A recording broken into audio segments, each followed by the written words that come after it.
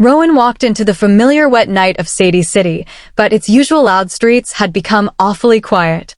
There was a strange blue ambience about the place.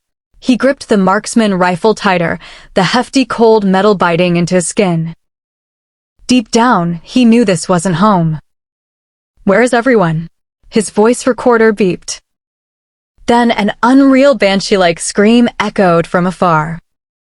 Several blackbirds flew overhead in terror. His weapon rose steadily. Back against the wall, he scanned for danger. There was a noticeable frown in his eyes. "It looks like I'm not alone after all. I wonder where those birds are heading."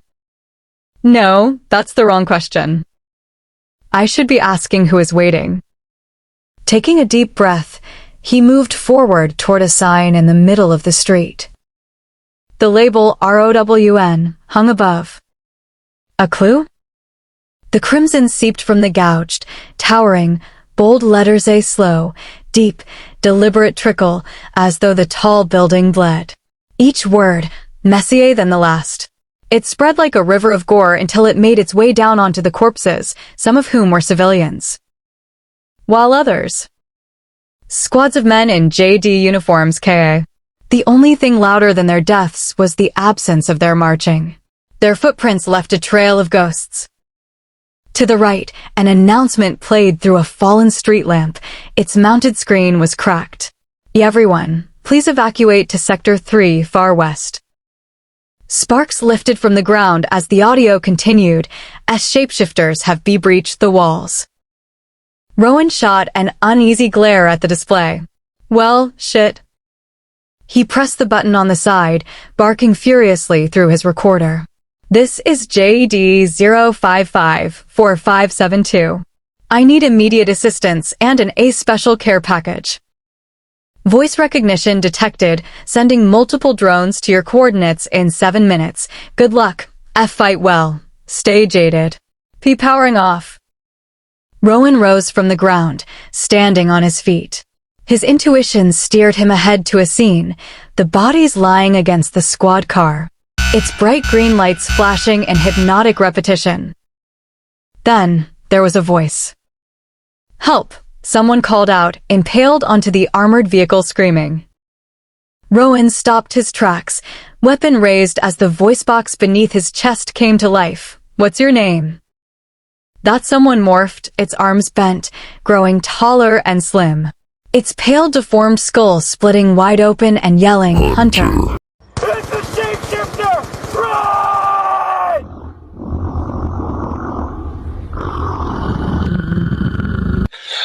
Without a second thought, Rowan shot the head and then watched as the creature sprouting another with several more eyes. Shit! Rowan's radio beeped under heavy rain of gunfire. The gigantic skinweaver ripped a street lamp from the concrete, twisting the element under its will until it reformed its arm into a long curved hook, mirroring a scythe. The wind howled against the massive iron as it swung. Rowan daringly locked onto the danger. The letters J, A, D, E floated in his vision, a cold, white fog that pushed his soul into the back seat. Justify. Approach. Dismantle. Erase. Everything. Slowed. Down. The body moved with lethal control he didn't remember learning. It was always something different. The hands were steady while his mind watched from a distance. The eyes were already tracing lines for openings, targeting the glenohumeral joint of the skinweaver. In real time, he became a perfect anomaly that tarried in the gaps of his own being. With inhuman speed, he gracefully flipped over, slid off the creature's arm, and emptied his mag within the same instant, hitting his mark in a clean surgical fashion. The wind disguised as death tickled his rear as he crashed on a trash can. Rubble rained down, the arms raised in reflex. He should have felt pain. His knuckle bone was exposed, yet he didn't seem fazed. By the time he lifted himself back to his feet, the large hunk of iron moaned back towards him with a hard left, crashing against a wall, almost missing him entirely. Almost. The creature had a considerable piece of his clothes on the pointy end of the hungry rapier. It didn't work? Rowan looked at his attire where the rip had been in place. He was bleeding, but his attention was still keen on the enemy. Its mangled metal arm was severed from the fleshy wound where he dealt the most damage.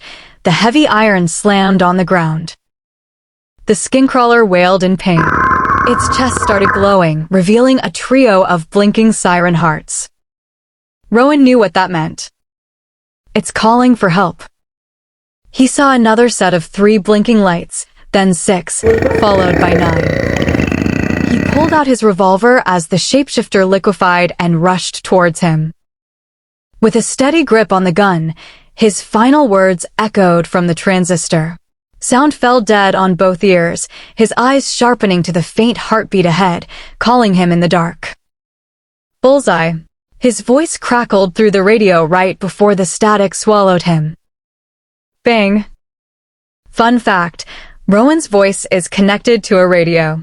The reason he doesn't talk is because shapeshifters can copy voice, appearance, and memory. That's why he wears a mask, doesn't talk, and only communicates through the radio that transfers thinking into sound. Fun fact, shapeshifters have 3 main organs. When they take too much constant damage or critical damage, like getting shot in the heart, their ability to shapeshift grows weaker. Fun fact, not all shapeshifters are the same. Some are better in tune with their ability than others. They have to constantly feed to support their ability to get stronger.